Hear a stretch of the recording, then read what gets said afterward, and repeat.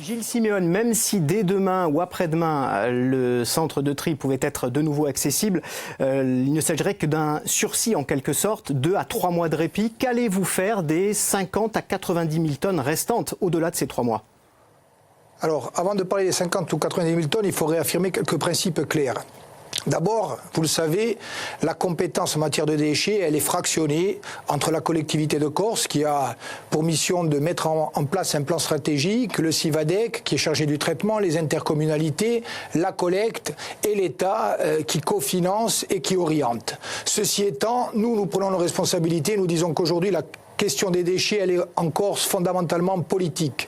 Nous avons un plan qui repose sur la généralisation du tri, sur la construction d'usines de surtri et sur le... Eh bien, justement, il faut donner les moyens de rassurer et ça passe notamment par un effort très significatif dans les jours à venir autour du tri au porte-à-porte, se donner les moyens financiers, humains, organisationnels, après une concertation très large, eh bien de monter en puissance et de donner des signes qui vont donner confiance à tous les acteurs. Ça passe par une mobilisation générale des acteurs institutionnels, ça passe par l'implication des citoyens. Il faut se servir de la crise que nous venons de connaître et de son pic comme d'un véritable électrochoc. Les choses sont claires. Si nous ne nous mettons pas tous ensemble, sans perdre une heure, à mettre en œuvre le plan que nous avons proposé et qui a été validé en son principe, nous ne pourrons pas en sortir. Et même si nous faisons tout ce que nous avons à faire, ça sera très difficile. Mais Gilles Simeone, ça veut dire des procédures, des moyens financiers, des ressources humaines. Comment on fait en 2 mois pour d'un seul coup transformer la société? Ça paraît franchement impossible. On ne peut pas changer tout en 2 mois. Nous savons que nous aurons besoin de 3, 4, 5 années. Mais il faut commencer à obtenir des résultats tout de suite pour créer une dynamique vertueuse. Obtenir des résultats tout de suite, ça veut dire infléchir la courbe de la gestion, ou plutôt de la non-gestion jusqu'à aujourd'hui du tri. Nous disons d'abord à l'État, mettez les moyens financiers avec nous. Exemple, la TGAP, qui est la taxe sur les activités polluantes, elle génère 5 millions d'euros en Corse aujourd'hui, elle est versée dans le pot commun de l'ensemble français. Nous disons que vu la crise d'urgence, nous avons besoin de ces moyens financiers. Ça va nous servir à mettre en place des équipes opérationnelles qui vont se mettre à la disposition des intercommunalités qui n'ont pas aujourd'hui les moyens organisationnels, souvent, de mettre en œuvre la collecte porte à porte. Ensuite, il faut mettre en place une fiscalité qui soit une fiscalité incitative.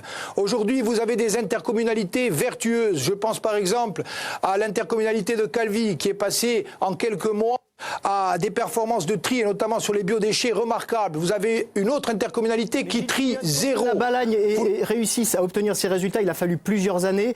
Est-ce que si, au mois de juillet, on arrive encore à un blocage, il y aura une exportation des déchets avant la fin de l'année? Ça s'est fait en quelques mois, et nous pouvons commencer en quelques mois. Il y a la saison qui arrive avec le pic de déchets. Nous devons mettre en place, par exemple, une collecte séparative des biodéchets qui sont ceux qui génèrent le plus de nuisances. Nous pouvons le faire en nous adressant de façon spécifique aux gros producteurs, aux restaurateurs, en mettant les moyens, en s'appuyant sur la conscience civique des gens, nous pouvons tout de suite avoir des résultats. Ceci étant, même si nous faisons tout cela, il y aura la nécessité certainement de mettre en œuvre des mesures complémentaires, transitoires, et si nous avons en effet un surplus de production que nous ne pouvons pas gérer, vous l'avez démontré de façon arithmétique, 70 000 plus 43 000, ça fait 120 000, et nous produisons 170 000. Aujourd'hui, ce qui manque, est-ce que ce n'est pas un projet qui permette de rassurer les intercommunalités, les habitants, au-delà du mois de juillet?